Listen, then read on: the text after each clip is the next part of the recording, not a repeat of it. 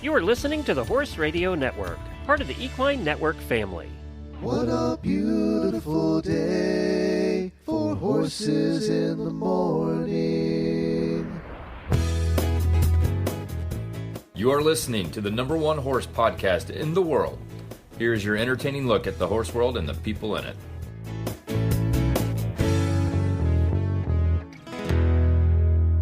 I'm Danielle Emmett from Lexington, Kentucky.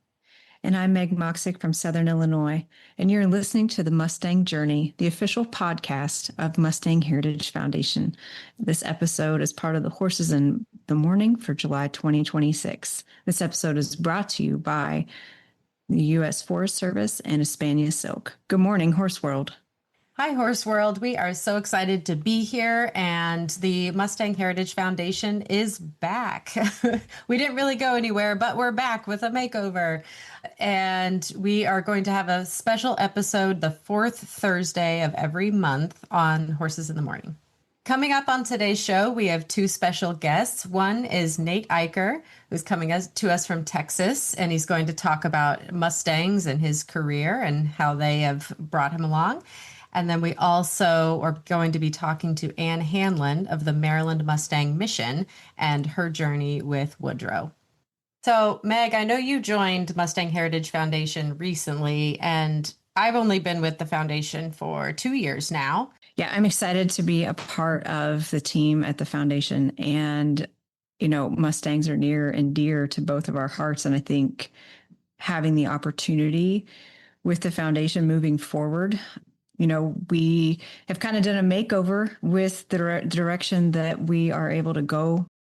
I mean, the foundation has been around, 25 years? We're coming up on our 25-year anniversary. Yeah. And so there's this huge legacy of, you know, the Mustang makeovers, the extreme Mustang makeovers, and, you know, getting people interested in adoption and all of that, like flashy, you know, hey, did you guys know about these horses sitting in pens out west? Right.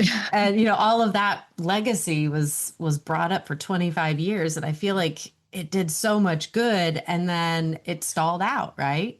Yeah. So then at that point, when the TIP program ended, was it 2023 it ended? Yeah. That was right before I joined. Well, I joined the next year, right? Yeah. So what's funny is I was teaching online classes for an equine program, and I had students who were either Mustang trainers, or I even actually had students who worked at the BLM and they were finishing their degree, that kind of thing. Yeah. And when the TIP program shut down, I started getting papers written by my students about the impact that was going to have on the Mustangs and the industry and all that. And that kind of piqued my interest. And I was going, hey, wait, what's going on? So that's how I learned about all that happening. Yeah. And then, you know, I had gotten my own Mustang and, you know, just kind of dove in head first. But then it was like, okay, well, now what? Right. With the foundation, now what is next? Everyone was going, what is going to happen next? What are they going to do? Exactly. I'm going to say I was a TIP trainer. I started in 2021. And then in 23, when the program ceased, I too was in that same boat wondering, okay, how do I pivot? How do I keep moving forward with this, you know, amazing passion that I have for these horses?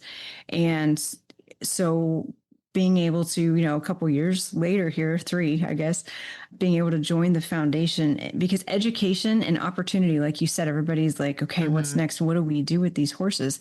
Yeah. And it's just like any other breed, except there's not, you know, we have quarter horse shows and we have eventing shows and all these things, but the Mustangs, you know, no one has given them the opportunity or the chance, or even just going to a specific Mustang show like you know, like Ann is going to be holding in August, where it's, you know, it's apples to apples. It's not apples to oranges. You know, we're not, but these horses can compete with the domestic horses, but we need to change that mindset and show people that they can. So, you know, creating these opportunities is important. That's where we saw, I mean, when I got my Mustang, I went, okay, what do I join? Where do I go? How do I like get into this community? And I couldn't find it. So I was like, you know Yeah. what? Like, that's when I joined the foundation. I was like, I'm going to build it. Let's go build it. Exactly. Yeah. Build it and they will come. Yeah. We have to make it. We have to create this because they are clamoring for it.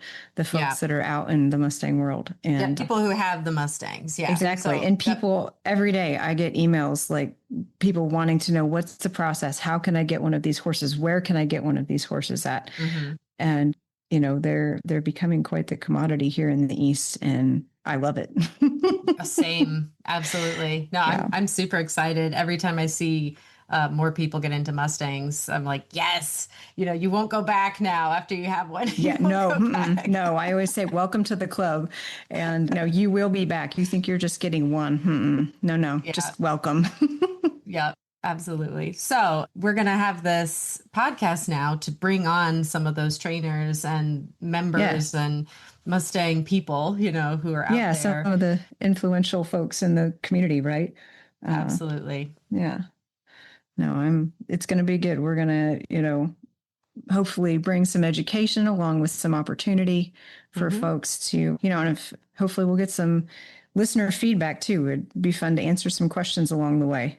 Absolutely. Yep. Because that's what people want, is a place to come together to ask the right question. I mean, you can go to a domestic horse trainer and ask them, and they may be able to give you good advice, but Mustangs are different. We all know that. And when I got mine, I went, oh, who am I going to ask? Where do I go? I want the right kind of help that will support my Mustang. And it was hard. It was hard as a new Mustang person. It was really hard coming in, and I really wanted to do it, but I needed the support, and everybody needs the support, right? Yeah. No, and I think it's kind of hard to find, but creating a space where people can come, one, right, it's accessible, but two, that creating an environment that they feel comfortable. No, there's no stupid question. We want you to come. It takes a community to be able to train these horses, and get them trained properly. It's not that they're harder or anything like that, but there's just a different skill set that you need, and it can be learned if you're willing to put in the time and effort. The USDA Forest Service manages around 7,100 wild horses and 900 wild burros, spanning approximately 2.5 million acres of the National Forest System lands. U.S. Forest Service Wild Horse Territories, WHTs, are located within 19 national forests across 9 states. To discover wild horses and burros available for adoption through the U.S. Forest Service, visit Double Devil Wild Horse Corrals on Facebook. We have Nate Eicher joining us for a quick interview.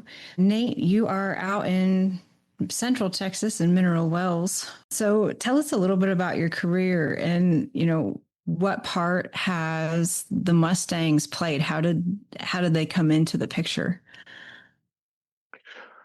Well, the Mustangs really played a big role in my career. Back in 2013, I did my first one.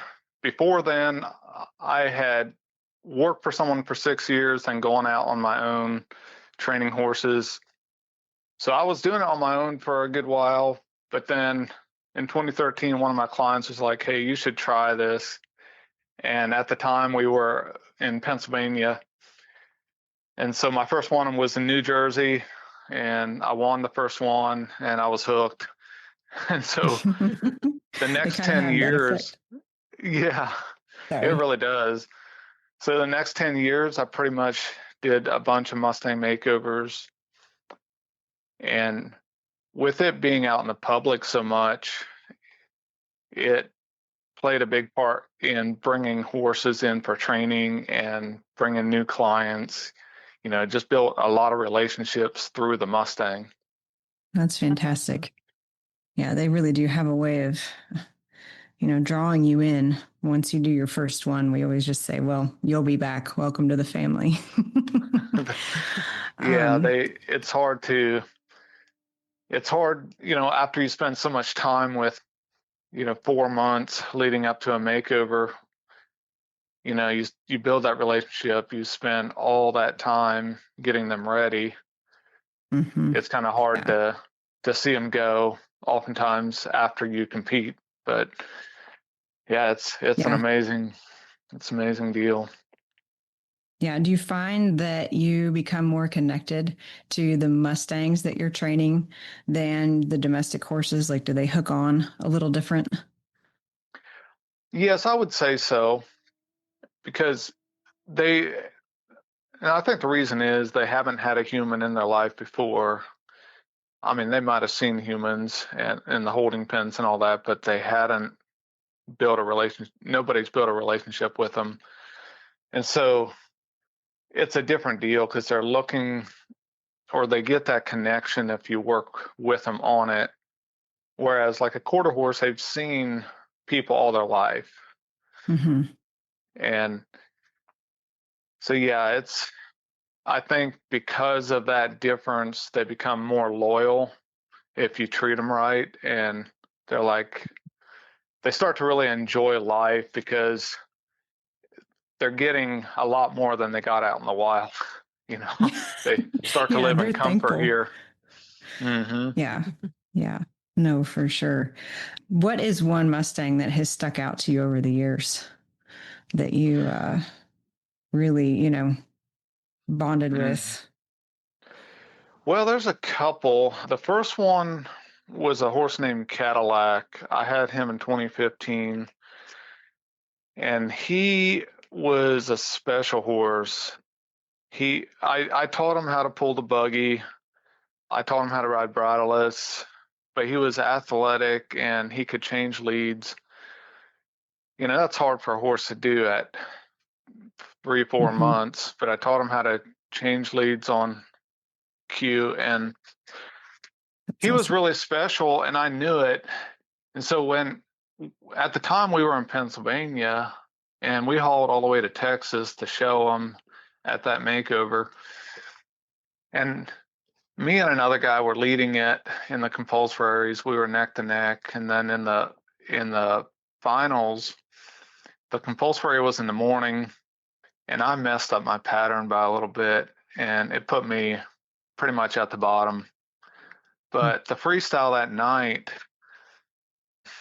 it was, I was really bummed about where I was at in the placings because I knew I had the horse.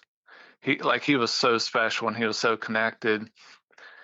So I decided, at the freestyle, I'm just going to do my best and just show him for what he is.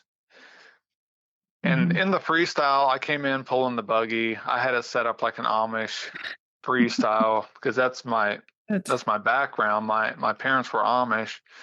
Okay. And I came in and unhooked the buggy, and then I took the bridle off.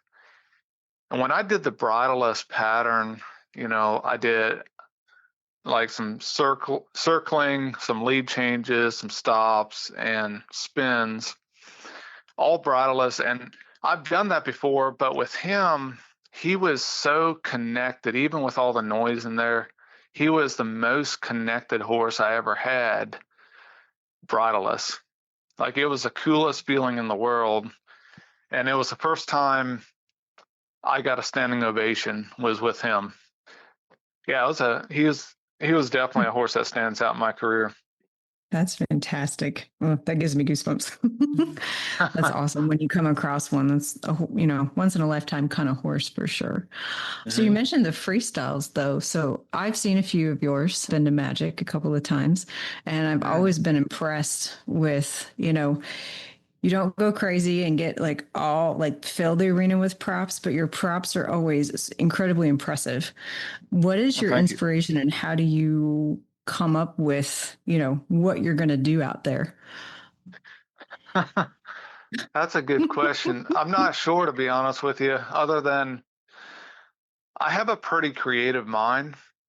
Okay. And I guess it comes from that. I just learned how to be creative when I was young. And so when I started doing freestyles, first of all, like, I used to watch Bobby Kerr and his freestyles, and that was definitely an inspiration to me on how he did them and how packed he had them with action. And Yeah. so I studied what he did and kind of his timing and what was important, what wasn't. And I became a friend of his then, and he was such a great guy. But so I paired that with my creativity and tried to match it with the horse I had at the time and try to put all of it together in whatever form or fashion I could. And I try not to copy anything that was done before. Mm-hmm. And so that's always hard, right? Because yeah, right. there's so many freestyles that have been done, and my main goal was to be authentic and do something that hasn't been done before, or at least not quite like it's been done before. No, I think that's fair. Well, you've done a great job at that. One of my favorites that I saw you do was with your motorcycle. That was awesome. Oh, thank you. That was a lot of fun. Oh my gosh, that was impressive. But still also your cabin. So are you pretty crafty, like able to build and, make your own props? Like, I think that's a definite skill set to have to go along in part with that. Yes, I am. I actually did, when I first started training horses, I was 15. And actually I started with cleaning stalls and doing barn work and ranch work at the place I was at. And then I started training a little bit. And, when you're that young, you're like, man, there's something else out there. And my friends were doing construction. So I decided like a year and a half into it, I'm going to try construction and have that kind of hours and get paid good and everything. And so I did that for a year and a half, and I learned all those skills. So it was great. But after a year and a half of it, I was like, I really love training horses. So I went back to that and haven't left since. There you go. Yeah. Yeah. But it was great to have that, to learn how to, work around the house, remodel the houses I own, and build freestyles and stuff, props for my freestyles and all that as well. Yeah. No, I think that's a fantastic skill, because as a competitor as well, I'm limited because I'm not super crafty and don't possess those carpentry skills. So I think you definitely have a one up on those of us that can't. Got to hire someone to do it. Exactly. That's exactly it. So what if you could, so we have the freestyle, the virtual competition going on right now. And then, the finalists will go on to our show in October. If there was one piece of advice that you would give those that are participating in that, what would that be? Well, I don't know that I just have one piece, but if I can give a few, like. Absolutely. You don't need, like you mentioned before, like you don't need a huge amount of props. But if you can have a theme that's original with a song or a movie, somewhere where that theme comes in, or maybe your background that people can relate to, and just be authentic with what you're doing, and the props match what you're doing. So I always think of it like, if the judge or the audience is watching, they know from the moment you come out what that theme is. If there's a lot of questions like, I'm not sure what that is or what it's about, it's gonna definitely hurt your score. Fair enough. No, that's I mean, it can still work out. It can still work out good if everything goes really well. But if you have a theme where it's like, oh, I can relate to that, or I know exactly where that's coming from, and then. If the other thing I see a lot of, people don't practice their freestyles very much at all. And so they get a little lost, or things get rushed a lot. Okay. So it's like, if you practice the freestyle and practice the timing of it, because that 3.5 minutes, if that's still what it is, that goes really fast. Yes, it does. So out there, it flies by. But no, that's a grand little set of thoughts there. I appreciate that. But especially, you're right, the audience being able to connect with what the, rider is trying to present to them. I think that makes a big difference. So, yeah, absolutely. Yeah. I've got one last question for you. So why do you continue to stick with Mustangs after all this time? What is the one thing that makes you keep coming back? Well, Mustangs are just unique. I mean, you can get a quarter horse all day long, and I love quarter horses. But if you want like a loyal partner, and if you want a challenge, like what I liked about the Mustangs is I'm starting on a clean slate, and I get to build this horse. I can't just, build it like any other horse. I have to earn his or her trust. I have to build that credibility with that horse. And then I can shape that horse however I want. It's a clean slate. And so to me, it was always like, hey, this is a really cool challenge because it's hard. Yeah. But horses are so adaptable.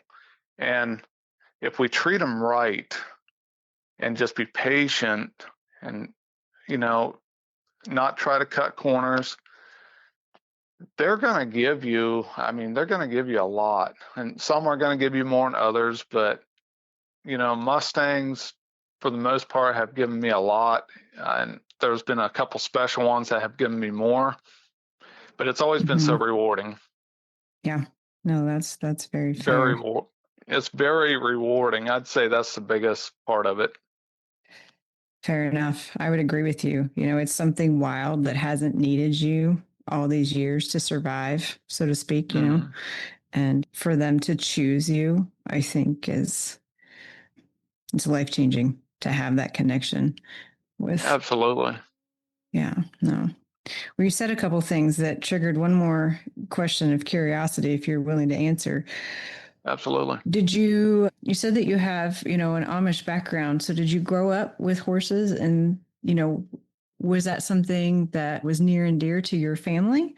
Or was it something that, was just kind of in passing and you picked it up on your own? Well, my parents both loved horses. Now, to the Amish, they were more like tools to them. But my dad especially loved horses. He loved riding them. And so it seemed like we always had one or two around. We had some ponies growing up and that kind of thing. So I'd say the love of horses comes from my dad. I'd say both my parents. Okay. But it was, and then it's interesting though, like I have 5 siblings and none of them are in the horses. Really? Wow. Yeah, no, I forget who it was, but somebody had commented at one point that, you either have the horse bug or you don't. And, right. It's just there's 2 types of people in the world, the horse people and the non-horse people. That's right. Yeah, no, I too grew up like that. And I think that it's special, when you, from a young age, you're just smitten with them, so to speak, and it just sticks with you. Why? It just makes a difference in the way, that you train and the way you see them. Yes, for sure. To wrap things up, those that are new coming into the Mustang world, what would you say to them? What would you encourage them with as a ending note? Well, I would say get all the help you can. Yes, you can do it on your own. You can watch a lot of videos, but if you can be coached by a person or 2 or 3, be great. If you can go apprentice with some people, that'd be great, because there's so much to learn that it's hard to try to learn it yourself and do it well. Yeah, no, I think that's fair. But don't be afraid to make the mistakes and just keep pushing on. Exactly. Yeah, no, they are forgiving, and you could try again with them. It's not like it's a one and done. I think that's right. Yeah. Yeah, I have found people are worried with that. I'm like, no, it's okay. It's just like kids, as a parent, like you mess up sometimes, you can go back and correct the mistake and move forward. So Absolutely. Yeah, for sure. yeah, no. Well, Nate, we thank you so much for your time, and we're looking forward to seeing you in October as one of our judges. We thank you for coming all this way Absolutely. north in a Oh, few yeah, months. absolutely. Looking forward to it. Espana Silk's grooming line utilizes silk proteins in each product. They are environmentally conscious, having selected from the finest mix of natural, organic, and cosmetically engineered ingredients. All Espana Silk's natural ingredients are derived from sustainable plant and mineral resources. We utilize many plant-based conditioners and proven moisturizers to work together with amino-modified organosilicone technology. Buy them at espanaproducts.com or your local retailer. All right, we are so excited to have our next guest, Ann Hanlin, joining us from Maryland. She runs the Maryland Mustang Mission. How did you get started in Mustangs? Like, who was your first Mustang? What drew you to Mustangs at all in the beginning? Yeah, so I had lost my heart horse of 20 years back in February 2018. I always get a little mixed up on the dates. And actually, it was the very end of January 2018. And a friend of mine locally has Mustangs, and she was like, "Oh, you need one." And I was looking for another. Checo was a brown and white paint, quarter horse, warm blood cross. And I was looking for another horse of color. But as a stay-at-home with a young son, I couldn't afford much. Well, actually, two young kids at that time. I couldn't afford much. So, and I ride English. So a lot of them were Western, or they were expensive imports. And a friend of mine sent me the link to the BLM online auction, and it's kind of been history ever since. So yeah, I jumped on there, not having literally 100% clueless. I saw the Hollywood with the Mustangs. I didn't really realize that they were still wild because I'm so far on the East Coast. It's not something that we get to experience. And yeah, I jumped on, honestly thought I was going to get this horse off the trailer and take it down and put it in the paddock. So I learned a lot from February to April after I won Woodrow's bid in February. Yeah. And, picked him up at Dream Park on April 13th, 2018 in New Jersey. So yeah, I was bidding with a broken heart, but I can tell you right now, after watching some of the online auctions, I wouldn't be able to afford him this day and age. But yeah, he's done more for me than I honestly can ever put into words. Yeah, because you're talking about the auction, some of those really colorful horses that stand out on the auction end up getting bid up, right? Like that's what you're talking about. Yeah. So I paid $3,950 for him 8 years ago, which was way more than I wanted to spend. I called my mom crying. Simply because I didn't realize he was so popular. He was followed by photographers for 3 years in the wild. They named him Woodrow. They named his whole herd or band after the Lonesome Dove. And he was photographed for close to 3 years. So I just saw a picture of him on Facebook. I saw a picture of him on the BLM internet auction. And I was so new and so ignorant to all of it that I was clueless. I was like, oh, $125, sign me up. I have about $2,000 to spend. I'll be good to go. And yeah, I won 2 bids on him in the very beginning, like the first day I was approved, just to test it out. Yeah. And then I did what you always do, and you wait until the very end. And every single bid I put in on that horse, I was outbid. And I was literally crying in my kitchen with my mother-in-law. Because it's a week long of amazing pain just waiting for it to end. And right. I put in a $4,000 bid, and I was like, I don't know how I'm going to pay for this horse, but here we go. And, by the grace of God, I refreshed my computer screen and it said, "You're the highest bidder." And I literally just started sobbing. I was like, wait, I just lost him and now I won him. What's happening?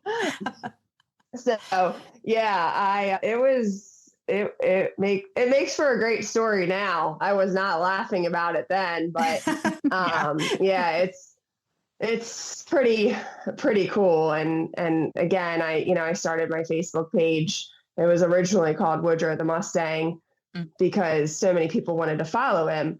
And I was so new to all of it that it was really cool. I actually almost canceled Facebook right before I got it. And then so many people wanted to follow him from all over that I thought, okay, fine, I'll do this. And he has over 9,000 followers now, and it has nothing to do with me, but it's cool, the journey that we've been on. And I don't have any regrets documenting Woodrow's journey, just because, I'll never forget the first touch. And unfortunately they cut his tag off because I asked them to, because I didn't know it was such a big milestone in the Mustang world. Right.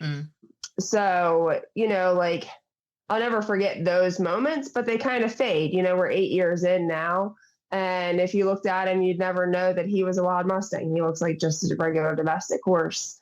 I'm quite the diva. So, it's nice to kind of have those videos. And I look back at all my posts and I'm like, oh, good grief. I've really grown in my gentling journey as well. Some of the things I did with him, I was like, oh gosh, I would have gotten killed with, whatever, another horse. So, he was very kind to me for my first Mustang, especially because he was a stallion for 7 to 8 years out in Wyoming. And I had more people tell me not to do this, which is what pushed me to do it. So, I don't have any regrets for any of that now. No. Oh, that's amazing. What a wonderful story. So how was it? You said you had 2 kids at the time when you got Woodrow? Or do you have kids? Okay. Tell me about mothering while also being a trainer venturing into this new world of Mustangs. Yeah. So actually Meg will tell you, I don't necessarily even consider myself a trainer now. It's a little bit of a thing with me because I never saw myself being a horse trainer. I was a ICU nurse and took care of my dad while he passed away. My oldest son was turning a year old. So I quit nursing and decided to stay at home to take care of my dad and to raise my son. And then we were blessed with my youngest, Walter, and he was, they were both pretty young when I got Woodrow, maybe 2, and then, or 2.5, and then a year. Walter turned a year right after I got Woodrow.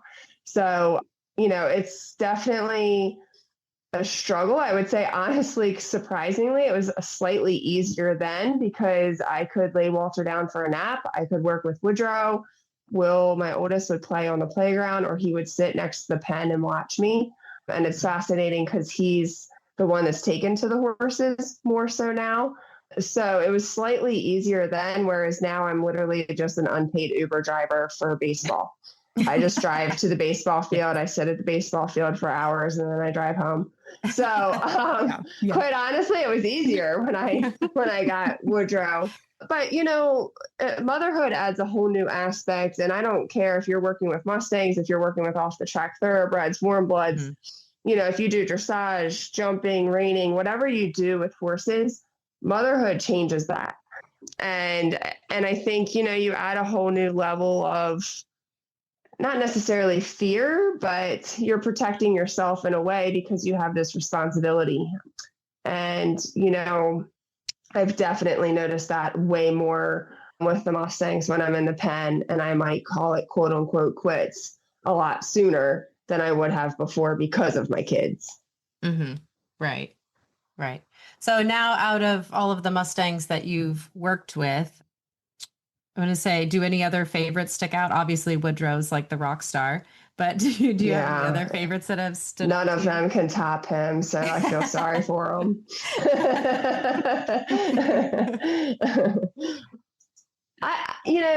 They all teach you something, and they all hold a special place in your heart, even the ones that don't necessarily work out.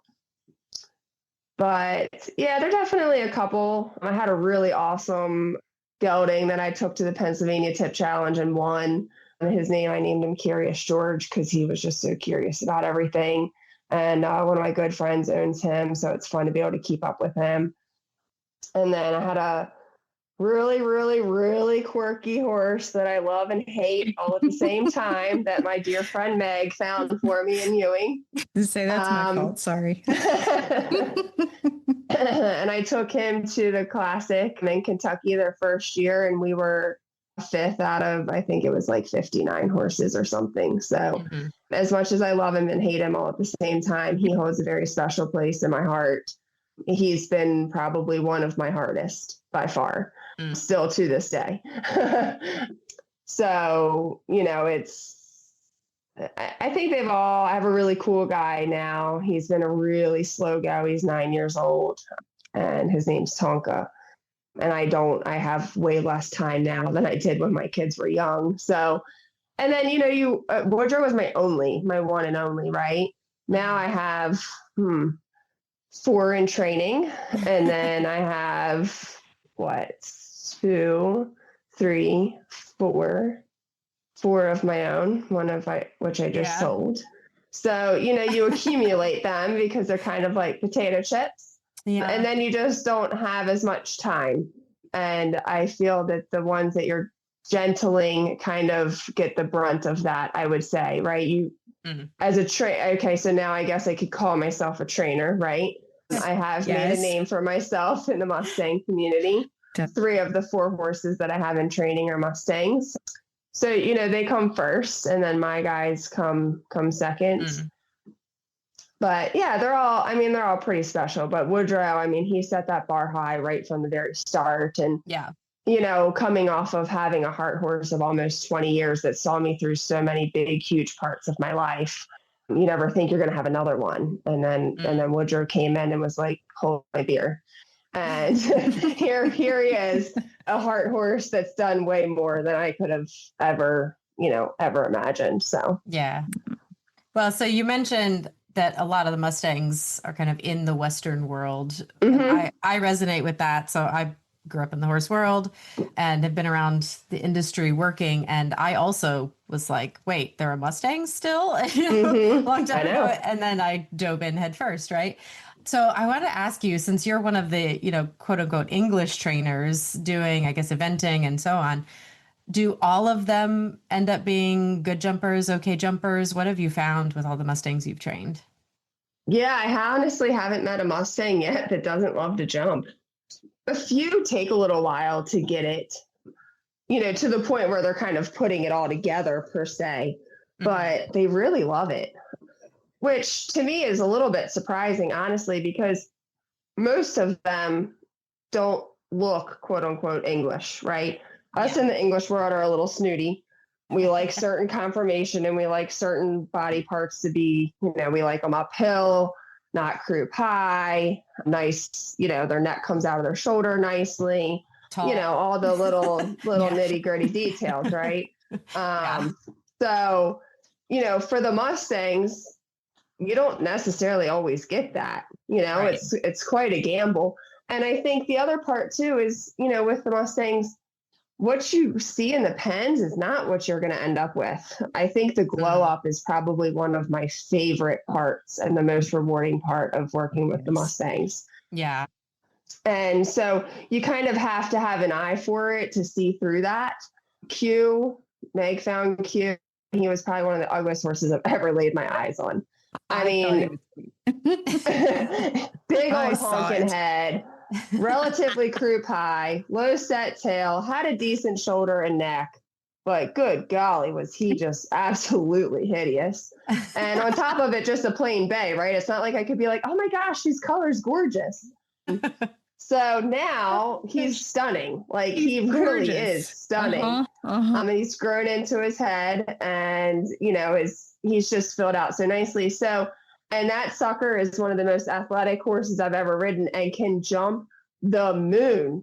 Just doesn't always have the best work ethic. So, I would say that the Mustangs are just as competitive as any of the other breeds out there in the English world. It's just getting, the mindset of Mustangs are mutts and blah, blah, blah out of people's heads. And another thing that I run into, especially here on the East Coast, I'm 5'9", so I'm tall and I have a very long leg. And I went from having a 17-hand thoroughbred to having a 15-hand Mustang. It's a big difference, right? Right. And, now my hard horse was only 15 too, and he was just as wide as he was tall.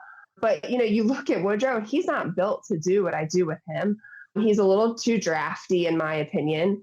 He's slightly croup high. I'm really nitpicking him because honestly, he's perfect. But he's just as competitive with all the other horses out there. So I always say to people now that are looking at the Mustangs, height is honestly just a number. I evented Woodrow's daughter, who's only 14 hands, up to beginner novice, and she could have gone farther with, more petite rider. She didn't skip a beat. She was able to actually do the horse strides and some of the stuff in eventing. And the great thing about eventing is they don't care if you get down the line in 2 strides or you get down the line in 12 strides. As long as you get down the line, it doesn't matter. And that's the nice thing about the eventing. And, the dressage, they're pretty competitive in the dressage. But yeah, Woodrow tripped and fell over a cross rail. And I thought, oh heavens, he is not going to ever be able to event. And that horse can jump. I mean, he can absolutely jump the moon and loves it. I mean, I won't embarrass Will on the podcast, but Will almost accidentally took him over a jump the other day because Woodrow was just like, this is what we're going to do. And Will was like, no. So he'll literally jump even if you're ready or not, or if you're pointing at it or not. So yeah, I think they really enjoy jumping. That's awesome. I love hearing that. So I'm going to shift gears a little bit to the Maryland Mustang Mission. So why did you start it? And tell me when you started and why. It's all Woodrow's fault, Danielle. I know. He's right. No, actually, I'm going to actually sort of blame it, quote unquote, on the Mustang Heritage Foundation. So I ran a tip challenge for 3 years. Mm-hmm. And my 3rd year was my biggest and most successful. And 2 days after that, you guys said that you were no longer. Yeah. And I wasn't ready to walk away. So I thought, you know what? Now's the time.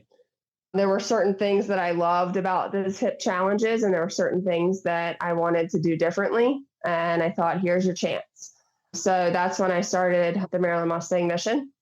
And we've been in existence since January 24. Yes, because this will be our 3rd year. Yeah. And I think you guys were not alone in kind of picking up the tip challenges. I think when that program got shut down, a lot of different groups kind of ran with their own version of that for a little while. Yeah. Yeah, it was, I think what's happened a little bit in our area is a lot of people have done what I've done and they've adopted and they've done the tip challenges. And then they're like, oh my gosh, this horse is so amazing. I can't get rid of it. I think doing it this way, the wild horse, kind of the extravaganza or tip challenge side of things was kind of starting to die out. I had 2 entries last year on my closing date and literally was pulling teeth to get people to come and got up to 11. But, it's just so expensive for prizes and ribbons and facility rental and, just all the things that go into it that I was like, something needs to change. The Mustangs have grown tremendously here on the East Coast. So to give them something that, every trainer, I mean, you could be a kid doing lead line all the way up to a professional adult trying for the Ultimate American, Mustang division or title. It gives something for everybody, which I think is also really nice because that's not really something we have, Yeah. Yeah. Well, I want to ask you one final question. And that is, if you were to give advice to someone who has never worked with Mustangs before and was going on that auction site like you did, what piece of advice would you offer that person? Honestly, I would just say, go with your gut. If you feel like this is what you're called to do, then I say go for it because it's a journey that, I never, like I said, I needed one horse. I never thought I'd be where I am today. And, all the glory goes to God and to Woodrow. I mean, he's opened so many doors that I honestly didn't even know existed. If you had told me 8 years ago I'd be running a nonprofit, I would have told you you're absolutely out of your mind. I have no interest.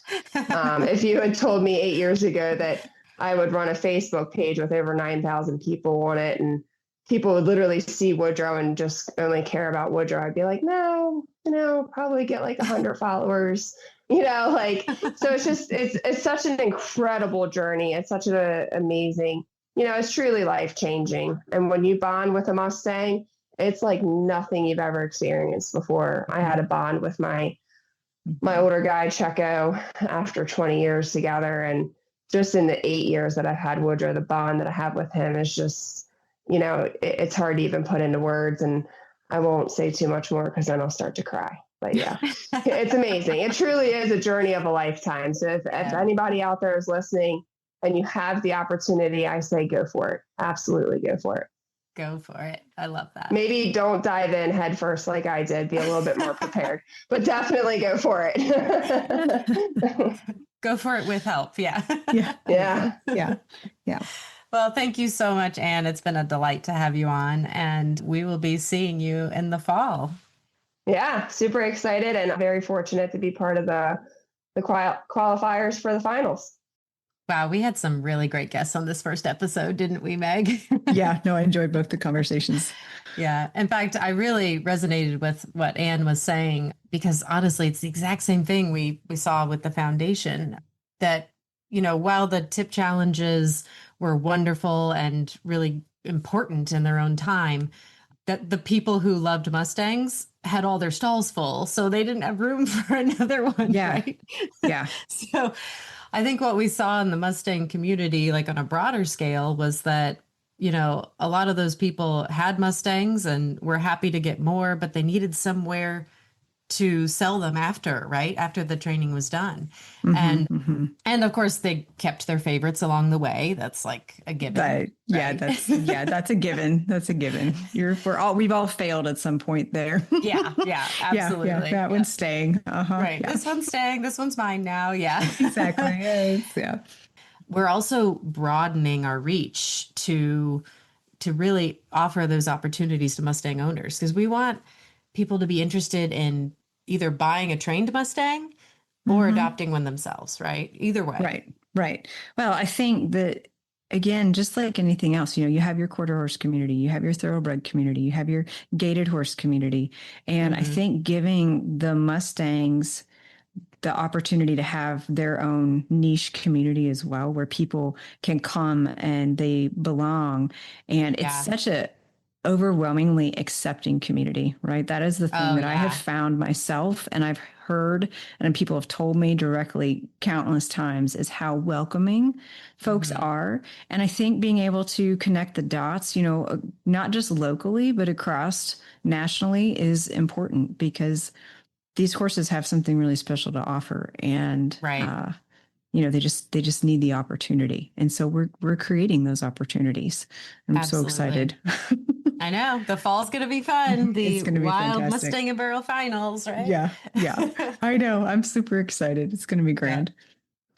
But, also today I enjoyed speaking with Nate about the freestyles. I will tell you that is, this will be my 5th makeover, I think, coming up January. And freestyle is my least favorite part of the whole thing. It's because I know it. I love watching it. I don't like performing it. Because as much as I am a creative soul, I lack the ability that Nate, he can build his own props. I'm not good with a saw and thing. His freestyles are incredible. I know. Yeah. I know. But I think the thing that stuck with me most, because, and I know I'm bad about it, because it's I don't really want to, because, I'm not going to top 10 it. I don't really need to practice kind of thing. But I see it a lot, and I haven't top 10 it, so there you go, yet. But, people, they don't practice enough, or you're kind of if I make it, then I see people cramming last minute, while we're at the show, okay, we got to go to Lowe's, we got to get props and practice it. And, it's good training for your horse. It really is, whether you make the top 10 or not, to do the freestyle. It's really good training. Yeah. And you might as well, you're right. You can totally tell the people who threw it together at the event. Yeah. And kudos, but also exactly. Maybe have one prepared. Why not? Yeah, exactly. So I think that it goes a long way to practice the timing with your horse and make sure that they are comfortable with whatever props you are bringing, and make sure that it's feasible to get it in and out of there, because that 3 minutes goes by really quick. I will say that much. Yeah, for sure. Absolutely. Yeah. Well, and you want to go in feeling confident, right? And obviously you want your horse to feel confident. You want them to know what's coming, and And you can see it, like, and the judges can see it if they go in there and they're like, wait, what are we doing? What's going on? What's that prop? I've never seen that before. Exactly. Yeah. No. And I know when I was practicing with my horse for 2024 for the Fort Worth Mustang show, my theme was Rapunzel, and, in the anticipation of it. So riding with a dress on, that's a whole different feat. Is, than trying to ride in boots and jeans. So, you should definitely make the effort to practice ahead of time. I think most things that you see in a Mustang Freestyle are not going to be normal things you train a horse to do. Like, no. Yeah. So, but jumping over tarps and wearing costumes and I can't even think of the crazy things we've seen, that horses pushing giant inflatable balls of whatever down. Yes. Jumping into the backs of trucks. Jumping over moving jumps. I saw that one at the classic. Oh, that was incredible. I went, that jump is like actively moving. And the horse just, okay, no problem. Yeah, exactly. I'll jump it. Yeah, no, they are incredibly fun to watch, especially, when you've put in the time and they're executed well because of the hours of practice. Why it's very impressive. And I've not seen anyone else, do that. I know the thoroughbreds do it now, but it's very unique and original. We are the OG in the freestyle world. And so I think it's definitely a heritage that's worth hanging on to. So absolutely. And we're going to have freestyles at the finals. Yeah. It starts out with the virtual freestyle challenge that's open this summer and open right now. Get your entries in, because when does it close? It closes August 1st, which is very soon after this podcast comes out. But the exciting thing about it that we'll be able to announce, or have announced already, is that anyone who goes to the finals freestyle will be kind of on the slate and be auditioning for, if you will, the Mustang Heritage Invitational, the Mustang Heritage Invitational at Road to the Horse 2027. Yes, that is so exciting. Dun, dun, dun. I know. To be on that kind of a stage in front of all those horse people, like, y'all, come on, get your freestyles together. That incentivizes me that if I could participate, I would. Yep. Practice. Because it could be the break of your career. As I say, it could pay off big. Yep, absolutely. Yeah. No, it's an incredible opportunity. So I'm excited to see what people come up with. They are my favorite class to watch, obviously. It's so fun. I mean, I came from the boring sport horse world where everything is very scripted and it's on a course and whatever. I guess that's not too boring. But then I saw freestyles and I went, wait, this is competition. Right. Yeah. This is next level. Art competition. Yeah. No. Super fun. No, it's art, music, and horses and humans all wrapped up into one. You can find the Mustang Heritage Foundation at mustangheritagefoundation.org. We have a separate podcast feed in addition to Horses in the Morning. If you just want the Mustang shows, search for the Mustang Journey on your podcast player. Thanks to our sponsors, U.S. Forest Service, the Double Devil Wild Horse Corrals, and Espana Silk. Find your herd with the Mustang Heritage Foundation.